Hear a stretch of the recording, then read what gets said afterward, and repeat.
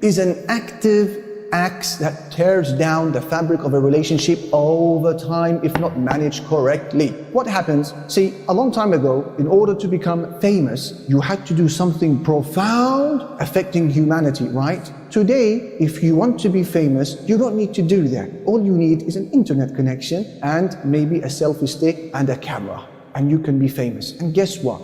The more clothes you take off, the more the likes. The more radical and crazy things we may do, the more the response rate we get. And then the greater the response rate we get, the more the dopamine, the more sense of gratification. And the more the sense of gratification, the greater the urge you will have to do more. What happens over time is that you and I will lose the ability to accept attention from one person, because our brains have become rewired to only accepting and craving attention from many people. Why 30 likes when I used to have 300 likes? Why 3,000 likes when I used to have 300 likes? And then your poor wife or your poor husband wants to sit down and have a conversation with you. You can't do it anymore. You're fidgeting. You're yearning to get back on the phone and to see who said what and who liked what.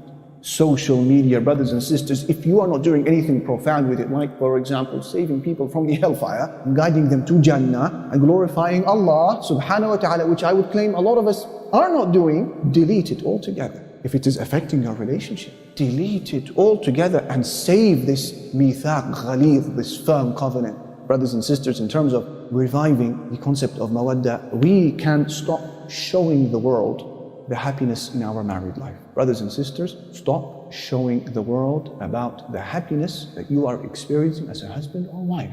The world doesn't need to see the photos of your marriage. And if your husband, your sister has bought you a huge bouquet of flowers, you don't need to show the world on Instagram that your hubby has just got you some flowers.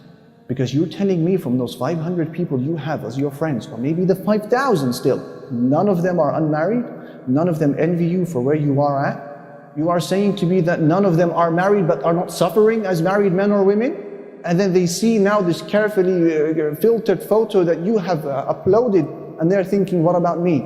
Don't you fear that an eye may affect you because the evil eye is real? Now, we don't want to take this to paranoia, brothers and sisters.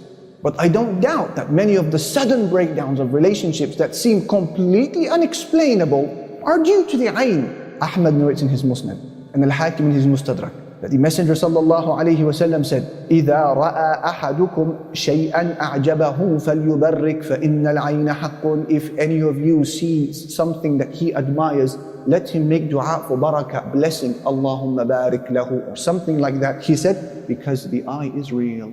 The eye is real. And Abu Nu'aym narrates in his Hilya with a Hasan chain of narration, as mentioned by Nasiruddin al-Albani, that the Messenger sallallahu alayhi wa sallam said, إِنَّ الْعَيْنَ لَتُدْخِلُ الرَّجُلَ الْقَبْرَ وَالْجَمَلَ الْقِدْرَ. The evil eye can take a camel to the pot and can take a man to his grave. La ilaha illallah. The evil eye can kill camels. It can put them in the pot for meat, for people to eat. And it can take a man to his grave. Rather, a step further, the Messenger sallallahu alayhi wa sallam said in a terrifying hadith, إِنَّ أَكْثَرَ مَا يَقْضِي عَلَى أُنَاسٍ مِّنْ أُمَّتِي أو كما قال عليه الصلاة والسلام بعد قضاء الله وقدره بالأنفس عن العين. The most thing that claims the lives of people from my nation after the qadr of Allah is the evil eye. Marriage is supposed to be something private between you and your spouse. Why is it that when you have a wonderful moment with her, the very first thought that goes into my mind or yours is cyberspace? What's the best filter for this image? How am I going to get those envious eyes to look at me? And then you expect that this is something that will not require a price? Impossible, dear brothers and sisters. We have taken enemies at times, or at least the masses of people with different intentions. We have brought them into our homes. We have taken them for drives in our cars.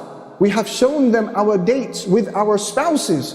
We might as well pack them a suitcase. Allah subhanahu wa ta'ala wants you to cover this, dear brothers and sisters, and only show it perhaps to those few people who you know want good for you. And at times, it doesn't need to be somebody who hates you to affect you with the eye. It could be purely admiration, but they don't say the right things, and then you are stuck. Don't put yourself, dear brothers and sisters, in this corner. Put yourself outside of harm's way, and that means cover the khair that Allah Almighty has given you. Rethink your social media now as we are speaking to one another. And say the adhkar, the morning and evening remembrances, and undoubtedly this is sufficient protection. Alaysa Allahu bikafin abdahu. Allah is certainly sufficient for His servant.